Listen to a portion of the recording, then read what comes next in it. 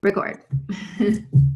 Hello, I'm Matt from King Tridents Tribe, and you may or may not know, but this is Jennifer Edwards. We're going to put together today a collaboration of three different questions that I believe that the collective is really interested on from a divine masculine and divine feminine perspective. But I'm going to go ahead and allow Jen to introduce herself. Hey guys, welcome. I'm with Soulfit TV, and Matt and I are collaborating today to help you guys out. Basically, we're both on the twin flame journey. It's been a difficult journey for both of us, and we are excited and happy to do this collaboration to help the collective twin flame community. So we're both excited to be here. Yeah, it's pretty exciting. This is my second collaboration, and one of the things I would like to say is I appreciate everyone's support, all the subscribes, likes, shares, comments, and even people that have tuned into my Instagram account, King Tridents Tribe. And so I'm very appreciative and very humble for this experience. And so anyway, I think we should go ahead and get started. Yeah. So the first question that we came up with was, what are some boundaries from the divine feminine perspective, and just explain on why those boundaries are important. So from the divine feminine's perspective, from my own perspective, everybody's twin flame journey is different. And so for my twin, I don't need boundaries with him because he doesn't really come in. But what I need to have are boundaries around my own self. So what I have done is I've set a boundary to not look at his social media and not obsess about what he's doing over there with someone else in his life, you know? And that's one of the biggest boundaries that I feel like I've set for myself, because I was always looking at his social media and always like trying to figure out his life and basically analyzing and trying to figure out what is he doing, where is he at, like, is he thinking about me, is this post towards me, kind of stuff. And it was really keeping me in a cycle of lack and a cycle of being focused on something that I didn't need to be focused on. Mm-hmm. And so what I did was I just set up boundaries for myself, really, to maintain a level of strength within myself so that I didn't go into those patterns of behavior that keep us in separation. So basically, if we're focused so much on our twin flame and we're not focused on our own healing and our own wholeness, then we're keeping ourselves in separation. Separation is determined by the divine feminine, basically the one in control and the person that's awakening. That's who's really controlling it. And so we're keeping ourselves in separation by having that focus. And so the boundaries for me were for myself and not really towards my twin. That's a good point of, because boundaries can go either way. And actually what I always look at is, boundaries being for the higher good of both people.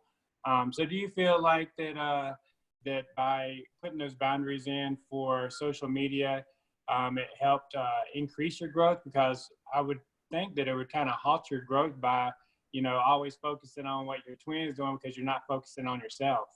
Yeah, exactly. And that's exactly what I was doing. I was just so focused on him and what he was doing over there. And it was keeping me in separation from him completely. And it was like keeping the energy between us really magnified. So he couldn't come in if he wanted to. And me analyzing what he's doing is not helping my sanity either, because I was obsessing over it and longing for him and going, well, why is he living his life over there? Like, he should be inviting me as part of his life. And I couldn't understand that. So it was keeping me in this low vibrational energy of like frustration and anger and obsession and longing and all of this. Well, you cannot have union if all of those energies are there. And so for me, I had to look at that and bring those energies down in order to refocus myself and start to focus on my own self. Yeah, that's a great point. Because I had a comment the other day about social media, and the person was just saying how difficult it was for them to not focus on their divine counterparts, social media, and like, what are some things that you could do to basically, I guess, break that cycle? Yeah. I mean, what are some of the things you did to break that cycle? Yeah, that's a good one, because us girls can have that issue. And the biggest thing is, first, the thing that I got into my head was, every single time I look at my twin social media, I'm hurting myself. Mm-hmm. So if this is a growth journey to self-love and to unconditional love, then if I'm purposely hurting myself by looking at my twin stuff, then that's not loving, and that's not showing myself unconditional love, and it's not showing myself any kind of compassion. So it was keeping me in the cycle of frustration. And so I'm like, okay, so I'm deliberately doing this to myself because I'm choosing to pick up the phone and look at his social media. Why do I do that? Why should I do that? Because it's just bringing up all this energy that doesn't need to be there, nervous. Like, what am I going to see when I look? Am I going to see him with someone else? That's shitty. Those feelings don't feel good. So that was a big thing that I did. It just kind of keeps you in that hurtful energy, and you never end up healing. So it's kind of like having like an open wound, and you just keep on adding like acid to that wound. Yeah. So, yeah. So from the DM perspective, one of the things I would like to point out is what is most important is, and I wrote down, because I come up with some things that I thought it was important, and my memory sucks. So anyway, just bear with me. So I put down why boundaries are important, because I think it's really key to understand why we're putting boundaries in place. And a few of the things I came up with was by setting up boundaries, you're enforcing and infusing self-love, self-worth, and self-respect. Because like you pointed out, if you're constantly focusing on your twin, well, you're just hurting yourself. So there's lack of self-love and self-worth, and you kind of don't have that abundant mentality. So the other thing I wrote was that to eliminate behaviors that don't serve your life.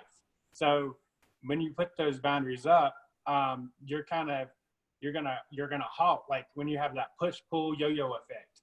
Yeah. Because there's a lot of times where, and I noticed even with myself, we there was a lot of like breakups, but they weren't breakups. They were just like back and forth energy. And so by putting up those boundaries, you can halt, because you're saying, this is what I want, and if you ain't going to give me what I want, then maybe you should go our separate ways, and you work on yourself, I work on myself.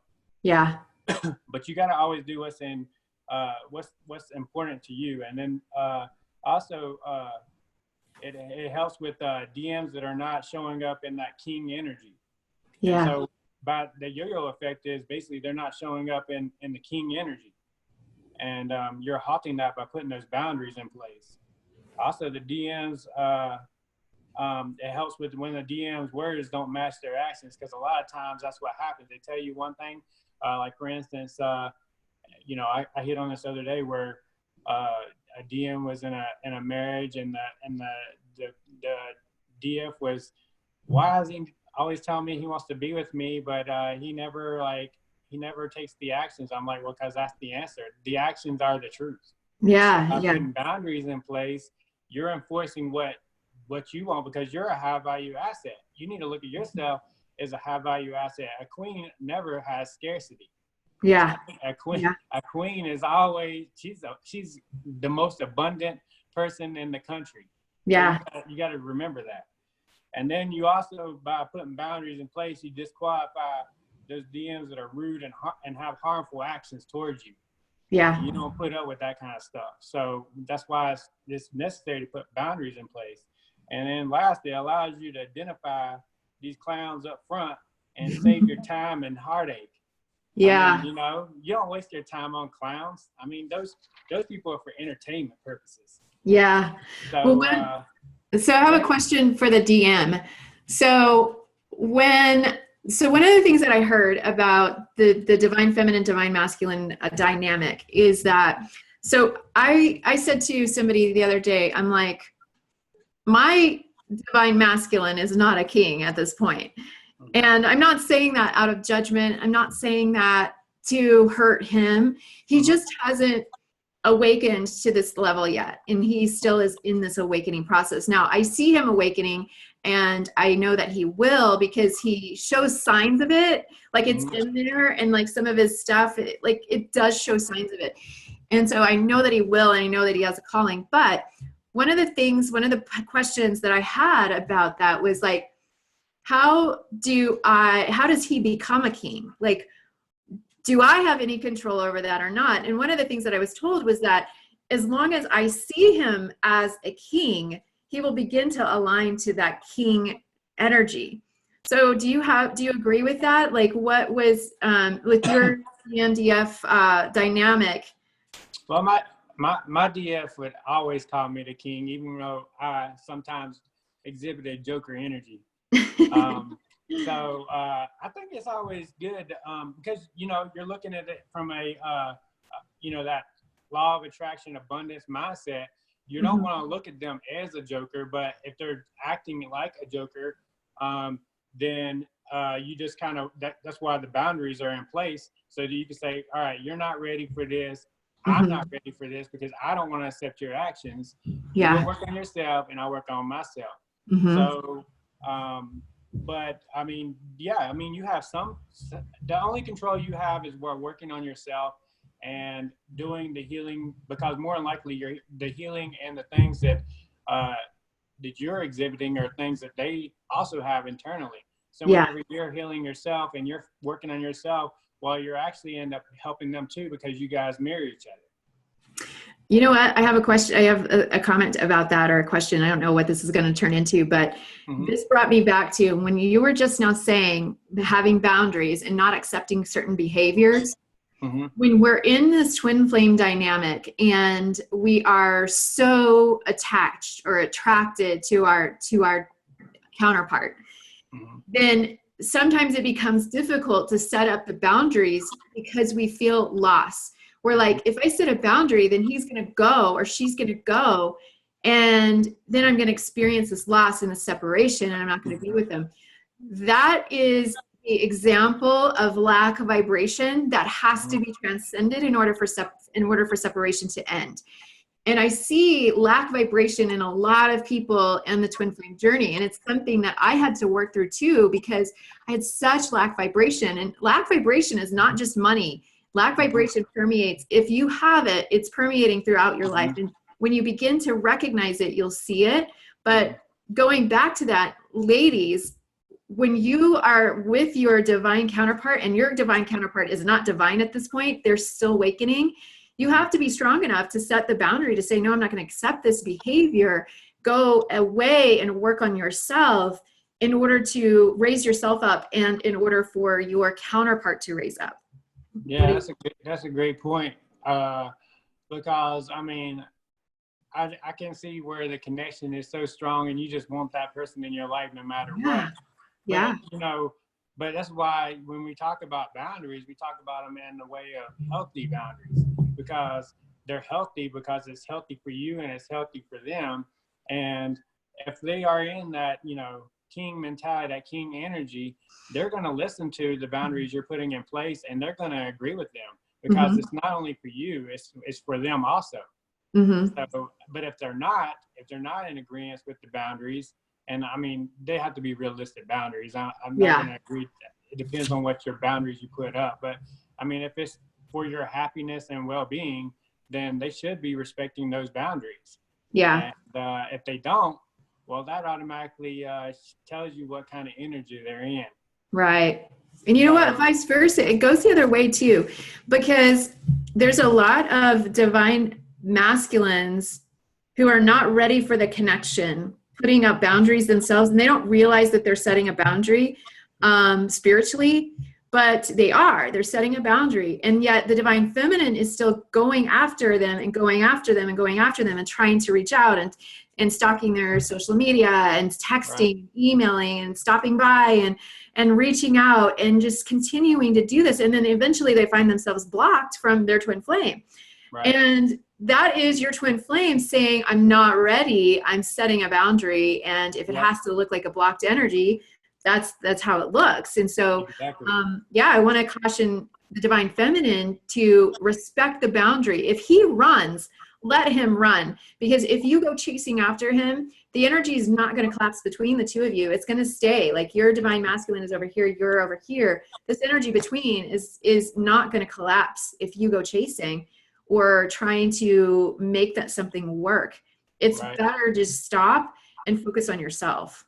Right. Yeah. And, and that's a great point. And the other thing that will do is honestly, it's not going to bring you any closer to your divine counterpart. Actually, what it's going to do is end up pushing them further away. It is. Yeah. So, so anyway, I have just a few recommendations from a DM perspective. So, number one, I think was one of the most important things you can do is make a list of what you're looking for in your partner. Mm-hmm. And once they're in that, the energy is correct, you need to find out exactly what they're looking at and match that list up and see how closely it resembles each other. Yeah. Number two is identify and communicate your non-negotiables up front. Mm-hmm. I mean, that's part of your self-worth, and that is part of your boundaries too. Number three, and express up front your boundaries and enforce them. Yeah. If you don't enforce them, they're going to do this like a kid would do, and they're going to test them to see what they can get away with. Yep, they will. And once they get away with it, they're going to try something else, and then finally it's going to be out of control, and you're going to be back to where you were probably originally. Yeah. So that's the things. That's my input as far as recommendations with boundaries. Yeah, and my recommendation is holding those boundaries, because like I was saying before, when we're dealing with our divine counterpart and the attraction and the love is so strong, then it's very difficult to maintain those boundaries sometimes, because we have that lack vibration thinking, well, if I hold a boundary, then he's going to run and he's never going to come back. And that's not the truth. Honestly, it's probably the opposite. If we maintain our boundaries and we hold our self-worth and hold our self-love and call him up, then he will rise up to king. And he's not going to rise up to king if you do not set boundaries and say to him, this is what I'm willing to accept. And if you're not willing to meet it, then okay. And I can remember setting that boundary with my twin flame back in 2015. We were going back and forth, and this was before I knew we were twin flames, but we were going back and forth, and I didn't accept the behavior that he was displaying. And I was like, listen, if you're not willing, then this is not going to go anywhere. And I'm just going to feel miserable. You're going to get what you want, but I'm going to feel miserable, and I'm not willing to do that. And so, I mean, that put separation between us for a while. And it's funny because then he went on and dated somebody and committed to them right after that. I'm like, but you can't commit to me. But you know what? I held my boundaries. I was just like, no, he can come around. And then we were serendipitously brought back around together, a few months later, that, I mean, neither one of us could have written. And so you guys, you have to trust this process is a trust process. You have to trust it, and you have to stand strong in your own stuff, Absolutely. Yeah, that's a great points. And it does come down to trusting in the divine, because a lot of times, you're not going to have 3D indications all the time of this journey. And I know a lot of times that's kind of what we focus on is the 3D aspects of how do I know when I'm coming in a union, and all these different things that you sometimes you just got to believe, and you're not going to see all these different signs. I mean, there is synchronicities that you will see, but I mean, there probably is not going to be something on a daily basis that's going to show you that, hey, you're on the right path. It's kind of that, belief and having faith in the divine. Yeah, I feel like I often say that union is the gift and not the goal. And for so many right now, it's still the goal. And the thing of it is with union is that there's a difference between union and harmonious union. You can come into union with your twin and be in union for as little as a day or a few weeks, a couple of months, and then go back out. Harmonious union is the thing that you want to get to, because harmonious union is the one that's sustainable. And in order to get to harmonious union, you have to get to a point within yourself where you're totally accepting yourself. You have unconditional love. You're vibrating at a frequency of love or above energy. And you have taken care of your bullshit, like your lack vibration, you are connected with your soul. This is a soul's journey. You're connected with your soul. You get to a point where your twin flame can be over there doing whatever they're doing, and you can send them love and you can send them energy, and you don't mind if they're in your life or not, because you know you're not separate and they're just over there. Like the longing is gone. You lose the longing. You don't have this longing anymore. Right. And it's kind of hard to imagine getting to that place, but you get to that place. And then that's whenever harmonious union can take place.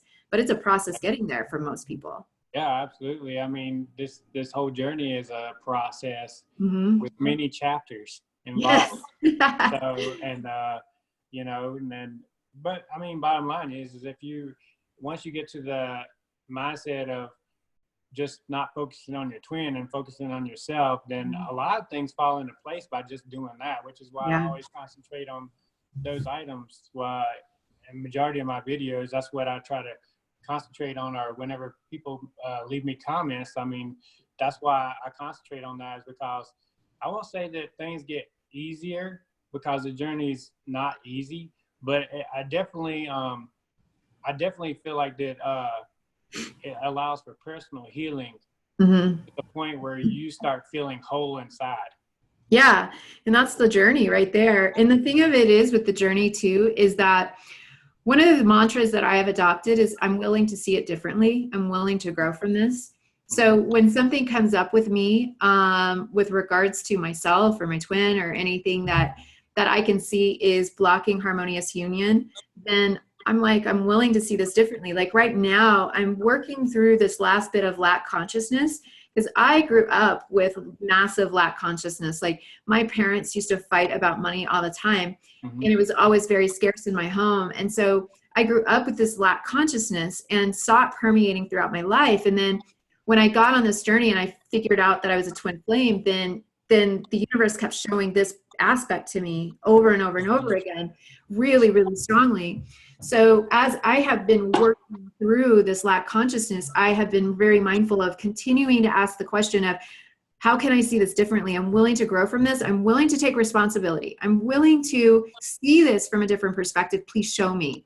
And when you begin to pray like that, you begin to open up portals of information from your guides to come in and guide you to the right answer and to the answers that you need. And by doing so, then you can work through your stuff. And another question that I got today that was amazing is, how good can it get? Start asking those kinds of questions, because when you ask, how good can this get? Then you're automatically like bringing up your vibration. You're bringing it up, because you guys, you can't have harmonious union without love or above vibration. And if like, to understand vibration, we're all vibratory beings. We're all vibrating at different speeds and stuff. So love or above is high vibrational energy. So energies of anger, frustration, regret, grief, longing, obsession, lack, all of those vibrations are low. Those cannot sustain a harmonious union. Absolutely, absolutely not. So you have to begin to adapt affirmations and mantras and behaviors that are going to keep your vibration up here to this love or above energy. Exactly. I always say that the first sentence out of your mouth every day is probably how your day's going to go. Yeah, exactly. So if you wake up and say the day's going to suck, I guarantee you the day's going to suck. Yeah. Yeah. And that's what I mean. It just goes back to when you're talking about energy, and words are energy. And then you're throwing that energy out to the world. That's exactly what you're going to get back tenfold, probably. It is. Yeah. So, all right. Should we move on? Go for it. All right. So how does an awakened DF want the divine masculine to show up? The awakened DF wants the divine masculine to show up as the king. And that's literally all she will accept. And so that is. So what's some aspects of the king that, how would she know that he's actually a king? What is she looking for to know that? So for me, what I'm looking for is a counterpart that can join me on my mission. So he has looked in the mirror of himself and he has said, I see this, but I love this anyway. Mm-hmm. And so here's the thing that I understand about twin flames, first of all, ladies and gents. So as the divine feminine, as the awakening twin, when you're the awakening twin and you're coming up and into this love vibration, then as you're awakening and healing and you're committing to this process, you're also helping your divine masculine awaken and heal and come up as well. So you actually have the power to heal through the quantum field. So we can connect to our twin through the quantum field. So we have the ability to do that. So when we're thinking loving and positive thoughts and we're sending them to our divine masculine, then he is coming up to this love energy as well. He's seeing frequency, he's seeing vibration. He may not be understanding it totally. So when my king comes in, he doesn't have to have a complete understanding of it, but he has to have an understanding of integrity, of respect, of commitment and love to me. Now this is unconditional. So there's a freedom that comes with unconditional love. But for me, I prefer to be one with my king, he and I together. So no other person involved in our relationship. So, anyway, yeah, he has to have let go of his insecurities and his judgments of himself. Those are really key, because if you're still judging yourself, you're not going to be able to be in union. So. Well, if he's judging himself, he's actually judging you too, because you mirror each other. Yeah, exactly. Yeah, exactly. So. All right. Do you have anything else to add to that? I don't think so. Okay. How about you? How do you want your from a DM perspective? I mean, I have a few things, and hopefully this doesn't trigger anyone. But so what immediately comes to mind is I want to see my divine counterpart show up in that queen, empress, goddess power, and you can know that, like. You can know that immediately by watching their actions and looking in their eyes, and you can just tell. Like I can just tell, like the energy that they give off tells you what kind of energy they're in. And then I'm looking for no drama, no games. I don't. If I'm a divine masculine, then you know what, I put in the work and I have signs of coming back in the union, and I want to take my queen out on a date. Whenever I ask her out and I say I'll give her a date, place, and time, I don't want her to come back and say, oh, I'll think about it. All right, you get back to me whenever you want to. I don't have time for this, and I'm a very busy person, and I'm going to move on. Yeah. And that's why you don't need to play games. It's not good for the divine feminine. It's not good for the divine masculine. And then I want her to know what she wants. And that goes back to that list that I was talking about. I want to compare notes in a sense and see how they line up. And they should line up pretty good, because I mean, if we're twins, they should mirror pretty much each other. Yeah, I agree. And then I want her to be able to give and receive love. That's a big one. I mean, because some people, they're not able to receive love because of maybe some traumas that happened in their life. And it even goes with giving love too. I mean, some people have a hard time just hugging someone. So I think that's a big one, is being able to give and receive love. And then also that plays into unconditional love, being able to unconditionally love me and other people. So basically loving without expectations. Yeah. And I think that's very difficult to do at times. Go ahead. No, I was just going to say, one of my mantras that I say on a daily basis is I give and receive love in perfect balance. And like we were speaking earlier, our words have effect on us because they are vibration, and we are cellular beings vibrating at different speeds. And so when we begin to adopt mantras like that, that helps us begin to open into our balance. And so the process for me, what happened was I give and receive love and perfect balance. And then I found a healer that could go into my soul and begin to pull out the things that was blocking myself from giving and receiving. So when you start to say these things, you'll start to line up with the answers to how you can have them. Right. So like for me, I found my healer that could do that, that could remove the block on my receiving end of my heart to open that up more. So when you're saying these things, just be mindful of, you're going to be led to the answers. So. Wow. And I'd like to go on in a little bit more detail, and I'm not trying to extend the video because I know this, we can talk forever, but anyway. I know, right? But what I do want to say is whenever you're asking for help from your angel guides, your angel team, it has to be done with intent. I mean, you got to, and that goes with like, maybe you're not actually physically speaking it out, but whenever you're speaking through your mind to your angel team and praying, that you're doing it with intent. Yeah. Because that's very important. And, anyway, so one of the last things, or actually I have a couple more things. So number 5 that I have written down was ready and able to move forward and build a badass life in every aspect and be a power couple. Yeah. I mean, because I want that, because what we need to understand is we're still all human. We still are going to make mistakes. So even if you come in as a king or a queen, you're still going to make mistakes every now and again.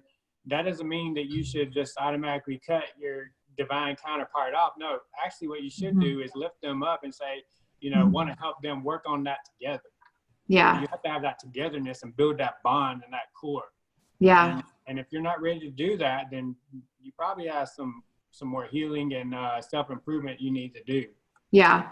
Part of the direction that I'm going to take my teachings is in that direction when it comes to the divine feminine and healing, because I've learned a lot from a woman named Allison Armstrong, and I've been to several of her seminars, and I've got all of her books, and have done a lot with her.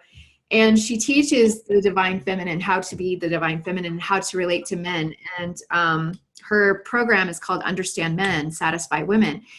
And for a lot of us women, we don't know how to get what we need, our needs met from the divine masculine, because of how we're asking and how we're approaching it.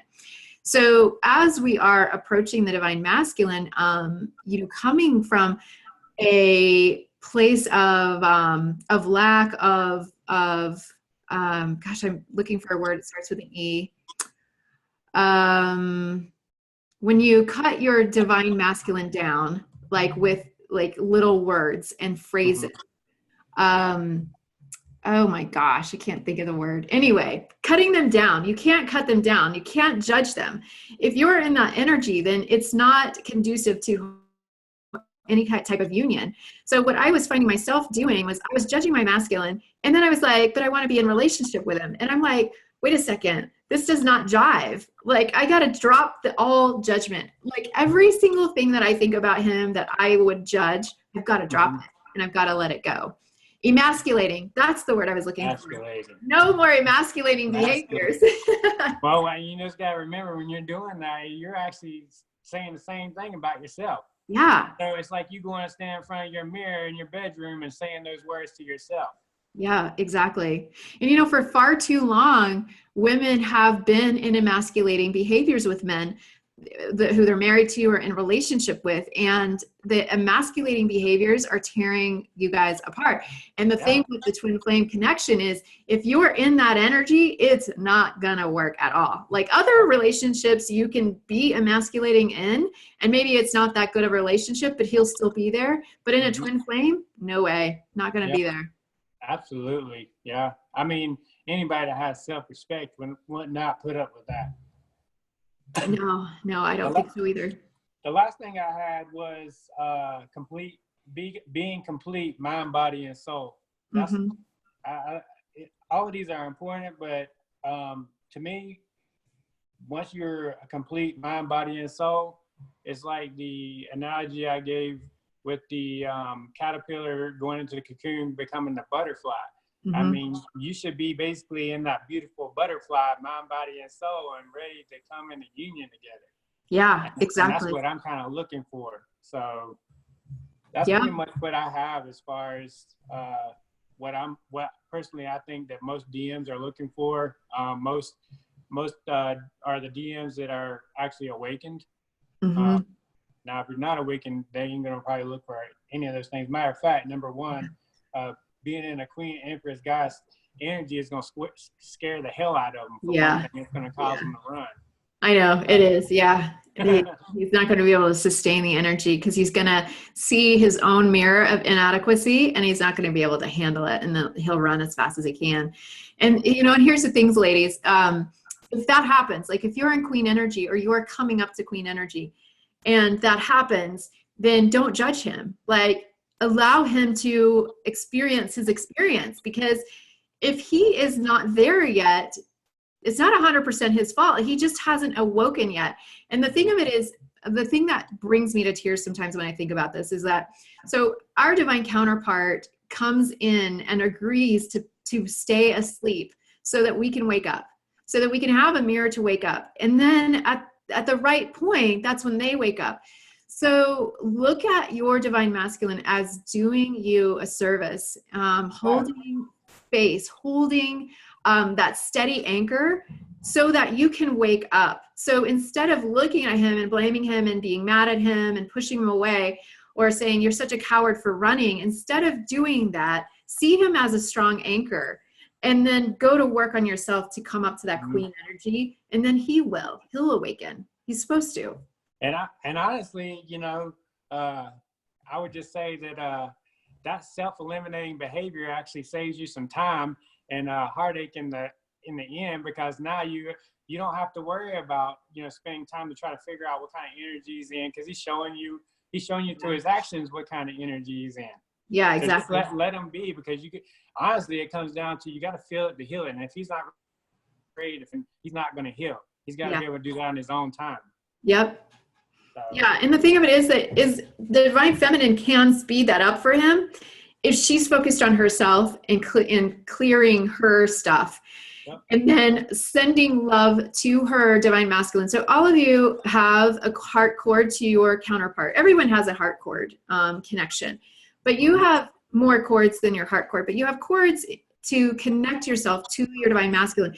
And if you can get to this queen energy where you're so solid in who you are, then you can send that love to your divine masculine without any attachment to him showing up in any certain way. You send that love to him and see him as your strong anchor, then he will wake up. He will begin to rise up. Circumstances will begin to happen in his life that will cause him to go, okay, I've got to pay attention to this. So have faith. This is a faith journey. And like I said in my video the other day, faith is not when it's like it happens and then you have faith about it. You have faith about it until you think it's going to happen. And then if it doesn't happen, you still have faith. That's right. Faith. Yeah, absolutely. I agree 100% with that. Mm-hmm. All right. So last question, and we kind of already touched on this a little bit, but why is it important not to exhibit limiting beliefs? Yeah. Why do you feel that they shouldn't? Yeah, limiting beliefs is lack behavior, and lack is not trust. It's not trust in the divine mind to help you, to take care of you, to guide you. And so basically you're trying to be in control and in power, and you have to release the power and control to a higher mind. And we have spirit guides and we have angels on the other side in the spirit world helping us and guiding us on this path.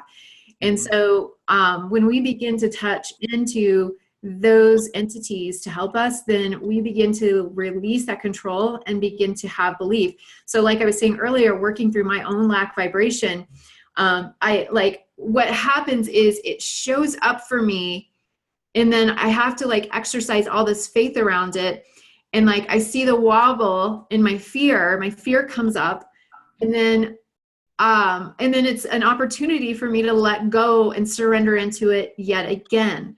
So eventually, the more times you're hit with it, and the more times you show up in your full, I have faith, I believe, I give it to the universe, that it will go away eventually. Your obstacles will go away. So this lack vibration that I have been working through will continue to show up until I stand so strong that it's like it can't penetrate it anymore. Like it knows, okay, she means business, and it can't come in anymore. And then that will be when I transcend it completely and the shift happens. And that's kind of touching on, the law of attraction and thinking from a non-abundant mentality, basically. Mm-hmm. Yeah. And by having those thoughts, or by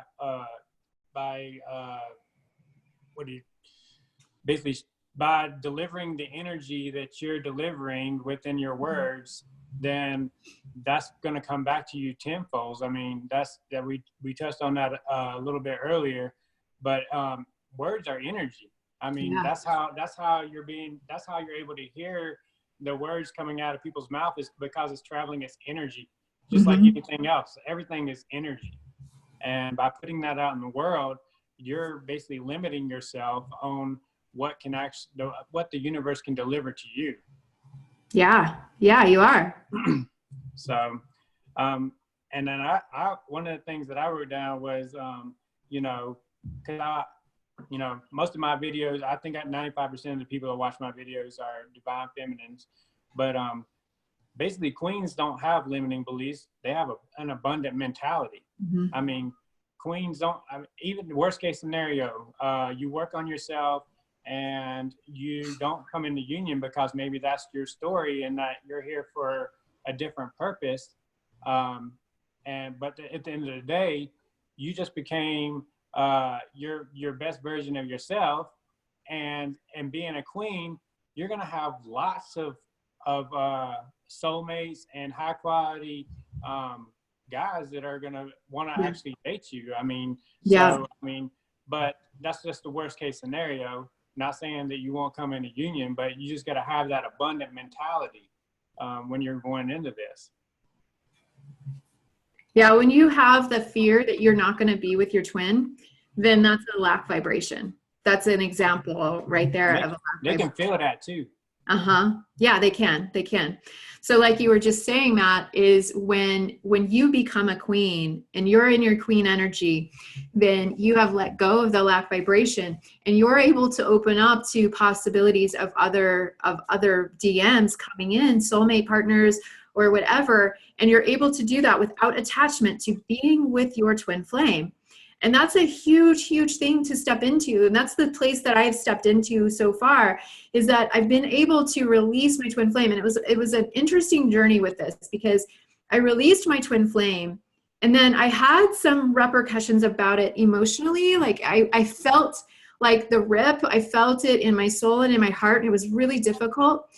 And so I had to like swing back to kind of like a middle point where I was like, okay, I still love and accept my twin, and should he wake up and come into his king, then I'm okay to accept that, and I will be open to accept that. But I am also honoring myself and going, I have really worked hard on myself and I know myself, and I only will accept a certain amount or certain kind of behavior. And if that means that my divine counterpart isn't going to line up or align at the same time as me, then that's okay. And I'm okay with that. Right. I can accept, because I know so many men that are so amazing, and I'm like, I can accept that and I can be open to that. Whereas before I couldn't ever be open to that. So that's a huge thing to step into. What? I said, that's a great point. I mean, because, I guess, one of the things I always think about is that if you're whatever kind of behavior you're exhibiting is what you're going to attract. So, whenever if you say you don't come into union, you're gonna attract low vibrational people back into your life, which you've already done. If you become a queen, you stepped into your queen power. You've done a lot of work to get there. Yeah. So there's no reason to regress back to where you were. You wanna move ahead. And you want to keep on working on yourself every day, and you want to exhibit the energy of abundance and getting those, high quality individuals in your life. And even not even from a dating perspective, but just in general of the nucleus of your circle needs to be with the same kind of people that provides value to your life and you provide value to their life. If that's not the case, then you might want to reevaluate the circle that you're in and the people that are in that circle. Yeah, that's so true. And it's, the 5 people that you hang around most is incredibly important, And it's so funny because myself and my girlfriends, we're all some sort of coach, and we coach each other because, we have this app called Marco Polo.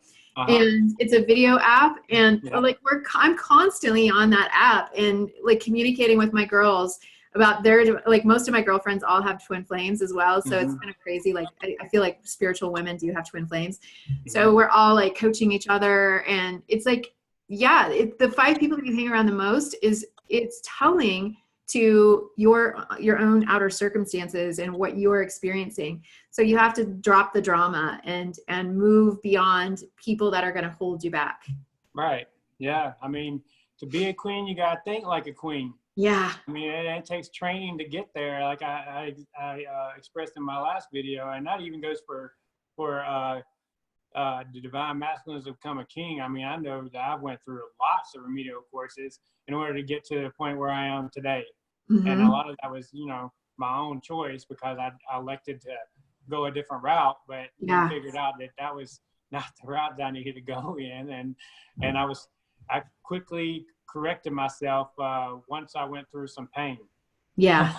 Sometimes that pain is the motivator. I guess the last thing that I wanted to leave people with was, I'm a big Dr. Dyer fan, and one of the books that I read was Change Your Thoughts, Change Your Life. And that's just so true. Is changing your thoughts definitely changes your life.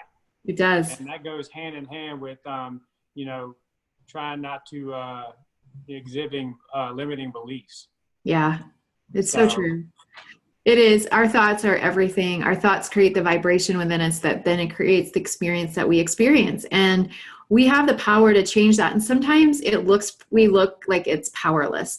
If you're dealing with something that's super, super deep in your subconscious that you may have brought in from a past life, or you may have come up with in childhood. So mine is past life and childhood that I've dealt with my lack vibration.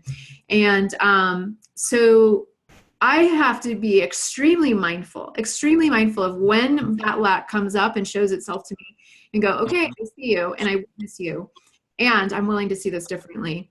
So it is a process, and it's a deliberate, intentional process. Like Matt was saying earlier, you have to be intentional in this journey. Otherwise, you're going to be flailing in the wind because it's so tumultuous that it will take you.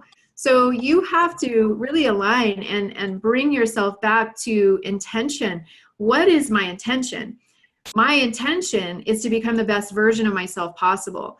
There's an amazing quote by a guy named Keith Cunningham, and I can't remember exactly the quote, but he says, the worst thing that you could ever imagine having is seeing you and your potential that you could have been, or something like that, something to that effect. We have so much potential. We are limitless in our potential, yet we limit ourselves with our thoughts, words, and our actions. And so all of us are on this journey to uncork the limit and allow ourselves to express and experience ourselves in our divineness and in our goddess energy. So yeah. Right. I can totally relate to that quote. And, I think what we need to think of is, we need to make sure that we're removing all the chains that we have attached to us because we want to reach our peak performance, and you reach your peak performance by deliberate development. And that's a daily thing, is deliberate development. It is. And you guys, deliberate development is not meditation. Meditation is part of deliberate development. But when Matt and I are speaking of deliberate development, I don't know about Matt, but I have done countless seminars. I have done countless online programs.